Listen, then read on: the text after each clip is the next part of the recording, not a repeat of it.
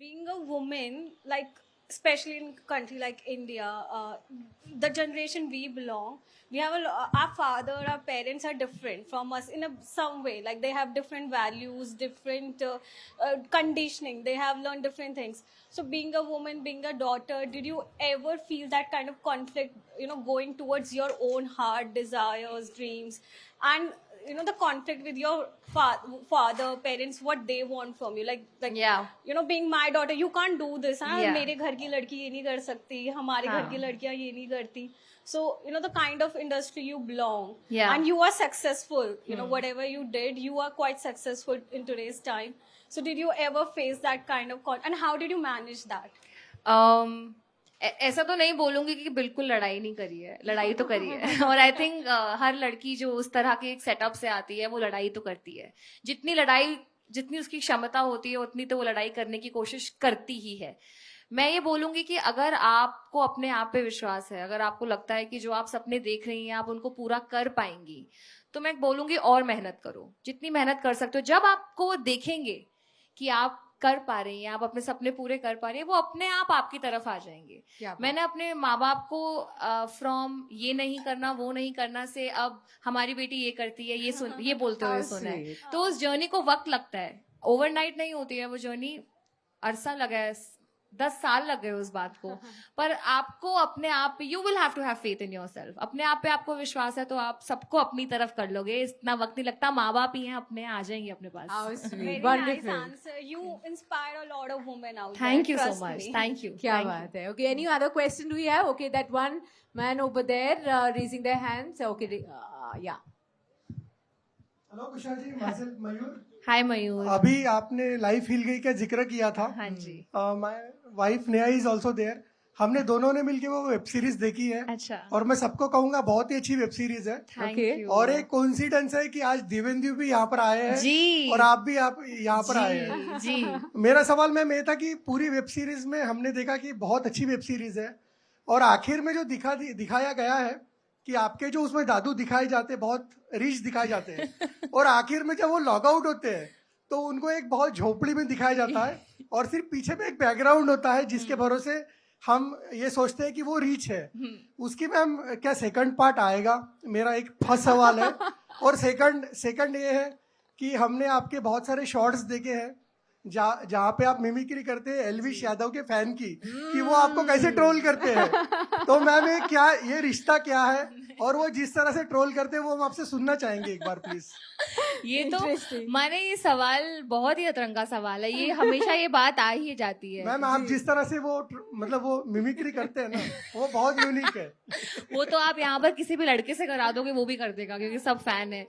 पर सबसे पहले तो हमें भी डिज्नी हॉटस्टार से पूछना पड़ेगा कि कब आ रहा है उसका सेकंड सीजन. पर जैसे आपने कहा कि बहुत ऐसे दिखाया कि हम झोपड़पट्टी में, मुझे ऐसा लगता है बहुत अमीर लोगों की वो सच्चाई है जहां पर बाहर से ऐसा लगता है कि बहुत अमीर है फिर अंदर से पता लगता है. तो आई थिंक उस शो में हमने यही बताने की कोशिश करी है. और दिव्येंदु और विनय सर के साथ काम करके मुझे बहुत मजा आया. क्या आर्टिस्ट हैं वो, क्या लोग हैं, उनके साथ बैठना is like being in school, क्योंकि इतना उनसे सीखने को मिलता है. और बाकी वो जो आप मिमिक्री करने बोल रहे हो ना, मैं आपको बता रही हूँ मैं क्यों नहीं कर रही. उसकी कटेगी रील, ये रील जाएगी सोशल मीडिया पे, उसके बाद सब आएंगे मेरे पास कि तुमने क्यों कर दिया. अब मैं उन बातों को बहुत पीछे छोड़ गई हूँ. तो अब रहने दो, उनके आगे कोई क्यों बोलेगा, कुछ और नया कराएंगे हम कुशा से. Okay, we have one more question right there. Okay, that person in the end right there with the shades, I think. The one who's raised the hands. Can you stand up, please? Yes, that's a girl. Okay. Hello, ma'am. I'm your big fan, Thank first you. of all. And my question to you is, India में roast comedy का एक नया form आया है, but वो कभी-कभी line cross कर जाते हैं. मतलब it gets too personal, too offensive. So what do you think, where should we draw the line in case of comedy? I think जहां मैंने लाइन ड्रॉ करी थी वो अच्छी लाइन है. आई थिंक उससे बहुत औरतें सीख सकती हैं कि कैसे करना है. इसीलिए जब मैंने सफाई भी दी थी तो मैंने सबसे पहले यही कहा था कि जो औरतें आर्टिस्ट हैं और जो ऐसे रोस्ट फॉर्मेट्स पे जाएंगी वो एक अच्छा सा कॉन्ट्रैक्ट, अच्छा सा राइडर लेकर जाएं. बाकी मुझे ऐसा लगता है कि हमें अपने जवाब और बलवान करने पड़ेंगे और we'll have to have more muscle in our comebacks, क्योंकि एक चीज जो हमारे पास हमें जिस पे काम करना है वो है कॉन्फिडेंस, और आई थिंक जितना हम इस पे काम करते रहेंगे उतना we'll know how to speak for ourselves even better. तो आई थिंक मेरे पूरे इंसिडेंट को एग्जाम्पल देके आगे लड़कियां बढ़ सकती हैं, और उसके बाद किसी भी लड़की को कोई भी प्रॉब्लम है मुझे कॉल कर सकती है. How sweet. क्या बात है, क्या बात है. Do we have any more question? Okay, there's one question right in the end. A girl is raising her hands right there. Thank you ma'am. Hi. Hi, what's your name? Kajal. Kajal, nice to meet you. पहले तो आपको देख के line भूल रही हूँ, पर कोई बात नहीं. आराम से, कोई ऐसी बात नहीं, आराम से अपना टाइम लो. बहुत समय है. जैसे आपने कहा कि मोटे पतले इन चीजों पे बहुत मतलब रिप्लाई करना पड़ता है, बिल्कुल. बोलना पड़ता है.